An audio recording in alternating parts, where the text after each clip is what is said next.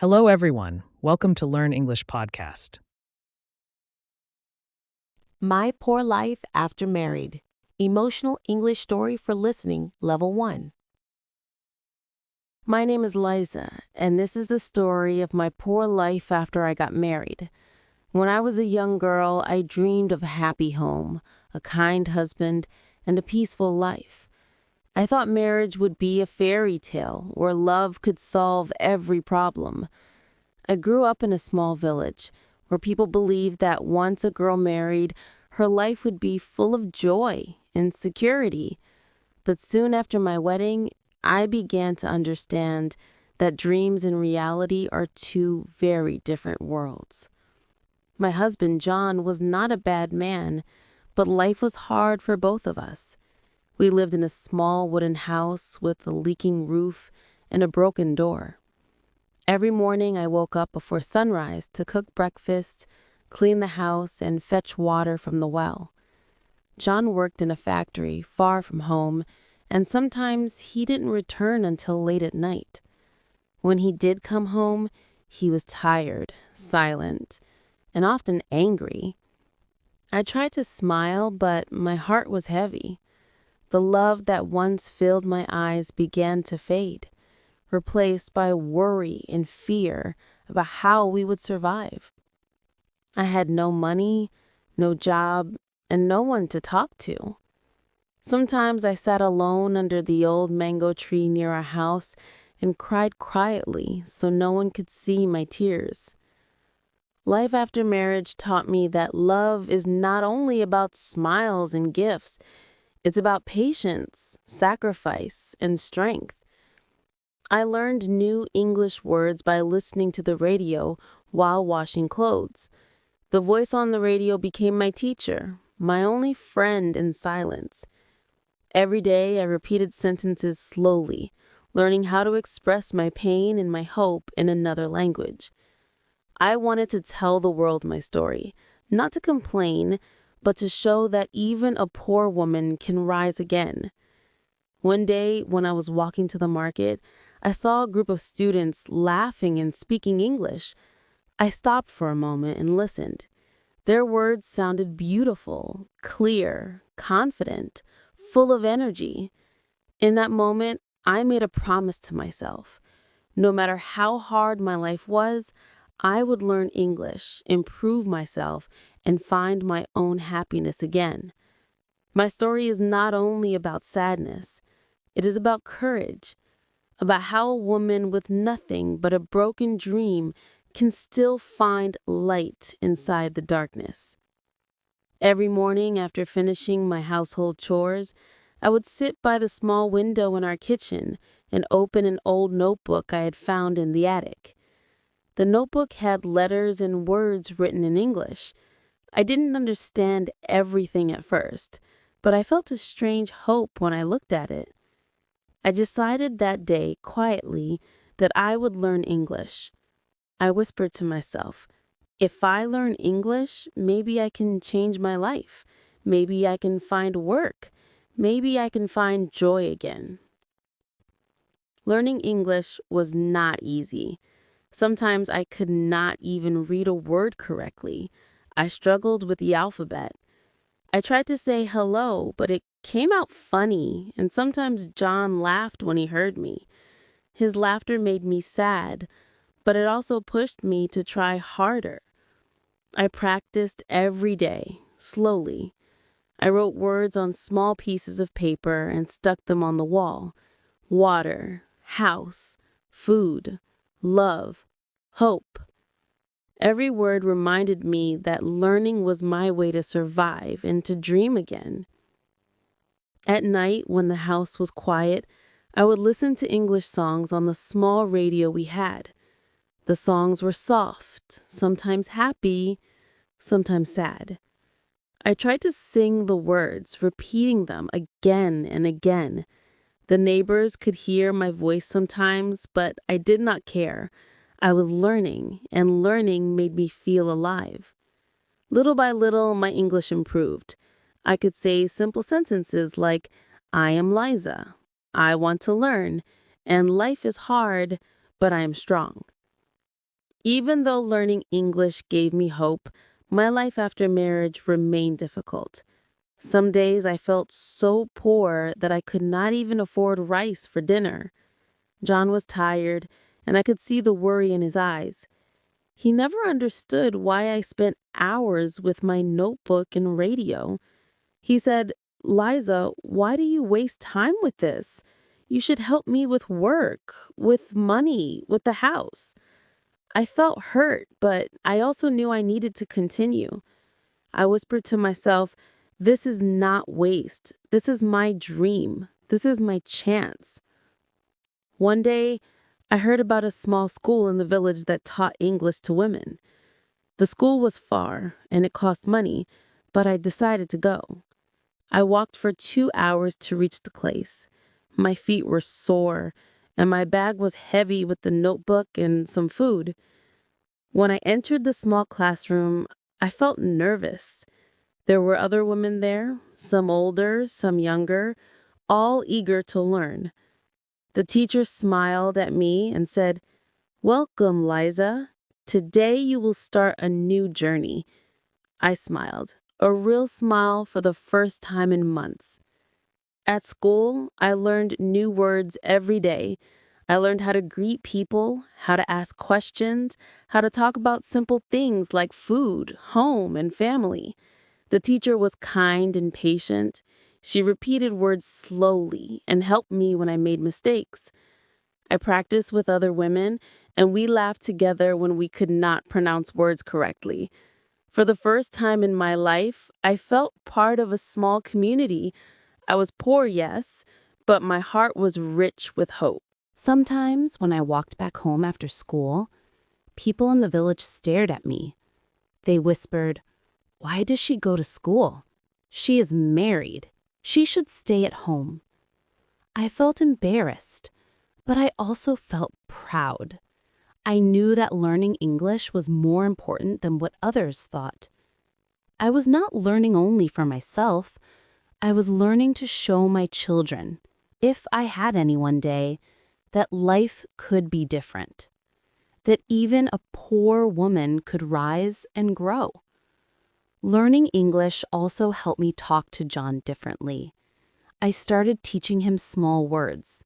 Hello, good morning, thank you. At first he was confused. He did not like it. But slowly he noticed that I smiled more. He noticed that I did not cry as much. My English learning was changing me from the inside. It gave me confidence. I was no longer only Liza, the poor wife. I was Liza, the woman who tried, who learned, who dreamed. At home, I still faced many difficulties. Sometimes there was no food. Sometimes the roof leaked during rain. And sometimes I felt very lonely. But my English journey gave me something stronger than money or food. It gave me hope, courage, and a small window to a new life. Every word I learned, every sentence I spoke, was a small victory. Every time I whispered, "I can do it," I felt stronger. I was poor, yes, but I was not defeated. My story teaches me every day that life after marriage can be hard, especially when love is not enough and money is scarce. But life also teaches that knowledge, hope, and patience can change everything. I learned that even a small dream, like learning English, can become a light in the dark. I learned to never stop believing in myself, no matter how poor or weak life seems. And so my journey continues. Every day I wake up with my notebook, my radio, and my heart full of courage. After many months of learning English, I started to feel different. I felt stronger inside. I could speak simple sentences, understand small stories, and even write letters in English. But I wanted more. I wanted to use my English to do something important. One day, as I walked through the village market, I noticed that many young children did not know English. They struggled at school. Some were afraid to speak, and some stopped going to class because they felt embarrassed. My heart ached. I remembered how I felt when I first started learning English. I knew I had to help. The next day, I made a small plan. I told John, I want to teach children English in our village. He looked surprised. You? Teach children? You are poor, Liza. You cannot do this. But I smiled. I said, I may be poor, but I have learned. I can try. Maybe I can help them like someone helped me. At first, John did not understand, but he did not stop me. I cleaned a small room in our house and put my notebook and some pencils on the table. I wrote on the wall, "Learn English is fun."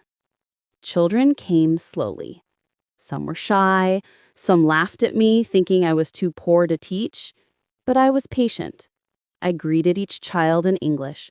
"Hello, my name is Liza. Welcome." Their eyes opened wide. They repeated the words slowly. "Hello, Liza. Welcome." Every small word was a victory. We laughed together. We sang English songs. We drew pictures and learned colors, numbers, and simple words. Teaching children made me feel alive. I realized that even a poor life can have meaning. Every time a child said a word correctly, I felt proud. I felt that my struggle after marriage, my tears, my lonely nights were not wasted. They became a reason to help others. I even started writing small English stories for the children about animals, gardens, and families. They listened carefully and repeated the words. Some children came home and practiced with their parents. Slowly, English became part of our little village. My confidence grew. I began to speak to people in the market in English. I said, "Good morning," or "How are you?" Some people smiled, some laughed, but I did not stop. I knew that every word I spoke was a step forward. Even John started to notice. He saw that people respected me more. Some villagers asked me for help with simple English letters or forms. I felt proud. I was not only Liza, the poor wife. I was Liza, the woman who tried, who learned, who dreamed. Life was still hard.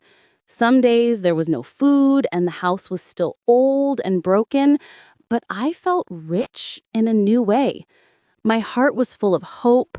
I realized that money is important, but knowledge is stronger. Knowledge gives you courage.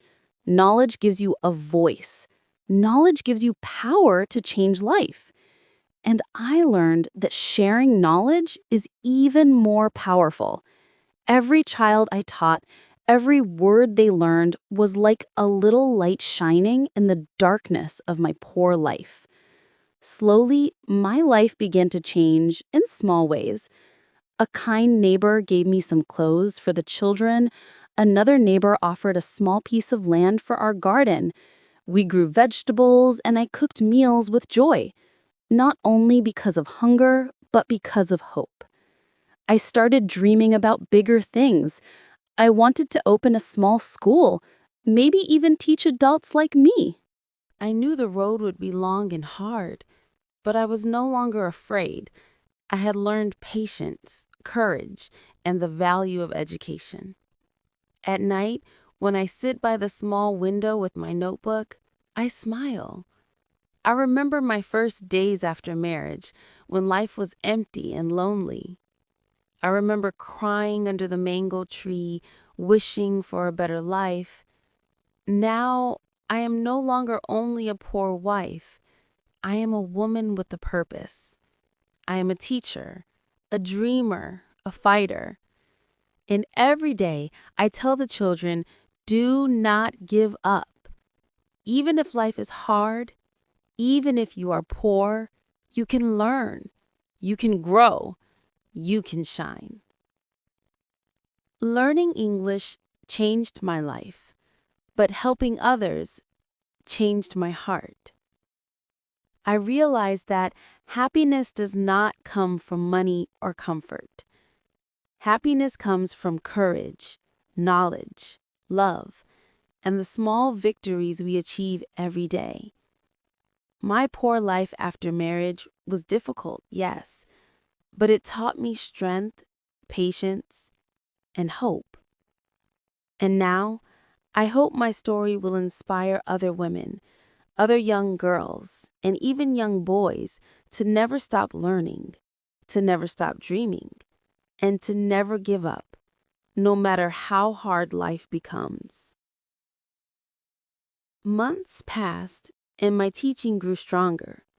More children came to our small homeschool. Some parents began to trust me and encourage their children to learn English. I could see the change in the children. They smiled more. They spoke more. They began to believe that they could do something new, something bigger than the simple life of our village. And when I saw their joy, my heart felt full for the first time in years. One day, a teacher from a town school visited our village. She wanted to see how children were learning English. I was nervous. I worried that I might make mistakes. But I remembered all my months of learning. I remembered my first days after marriage when life was hard and lonely. I remembered crying under the mango tree, wishing for a better life. I took a deep breath and greeted the teacher in English. "Hello, my name is Liza. Welcome to our class." The teacher smiled. She watched me teach. She asked the children questions in English, and they answered clearly. She was impressed. "Liza," she said, "you are teaching these children very well. You are helping them learn English. This is amazing." My heart raced. I could not believe it. I had worked hard in silence for so long, and now someone recognized my effort. I felt proud, happy, and strong. After the visit, the teacher offered me a small job in her town school. She said I could teach children part-time and earn some money. I was overjoyed. For the first time since my marriage, I felt independent. I had my own small income. I could buy better food for John and me. I could buy pencils and books for the children in the village. I could finally help myself and others in more ways than before. The villagers began to respect me. They called me Teacher Liza. Even John noticed the change. He saw that people admired me. He saw that I smiled more, laughed more, and spoke with confidence. Slowly, our relationship improved. He began to help me with small tasks, and sometimes he even joined me in teaching the children simple English words. Our home became a little brighter, not only because of light from the sun, but because of hope and learning that filled it. I realized that learning English was not only about words, it was about freedom, courage, and opportunity. It gave me a voice. It gave me power. It gave me a way to make my life better, even after a poor and difficult start. Every day, I worked hard. I taught children, helped villagers, and continued to learn more English myself. I read simple English books, listened to more stories on the radio, and practiced speaking aloud. I knew that learning never ends.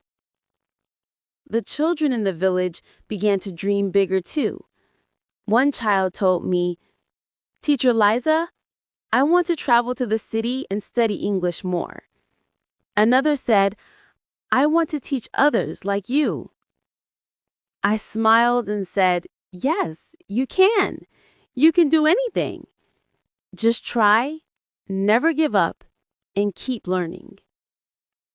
Their words gave me even more strength. I realized that my struggle after marriage was not wasted. It had prepared me for this new life, this new purpose. Even though my life was still simple, I no longer felt poor. My heart was rich with hope, learning, and love. I had discovered that true wealth does not come from money alone. It comes from knowledge, courage, and the small victories we achieve every day. I had changed, and slowly I was helping others to change too. I felt proud of myself, proud that I never gave up, and proud that I had found a way to shine even in the darkness. My story is not over. There are more challenges ahead. There are more lessons to learn. But I have discovered a truth that I will never forget. Even after a poor life and difficult marriage, a woman can rise again. She can find hope, strength, and joy. She can teach, help, and inspire others. And she can finally build the life she always dreamed of, step by step, word by word, with courage in her heart. Liza's story teaches us an important lesson. Life may be hard and dreams may seem far away, but with courage, patience, and learning, anything is possible. Even after a poor life and a difficult marriage, Liza did not give up. She found hope in small steps, learned English, and shared her knowledge with children and villagers. She discovered that true wealth is not money, but knowledge, confidence, and love. Through her journey, Liza grew stronger inside. She turned sadness into learning, loneliness into friendship, and weakness into courage. She showed that even one small action, like learning a new word or helping a child, can change a life. Her poor life after marriage became the start of a new story, filled with hope, success, and purpose. Today, Liza is no longer only a poor wife. She is a teacher, a helper, a dreamer, and a fighter. Her story inspires us to never give up, to keep learning, and to find light even in the darkest times.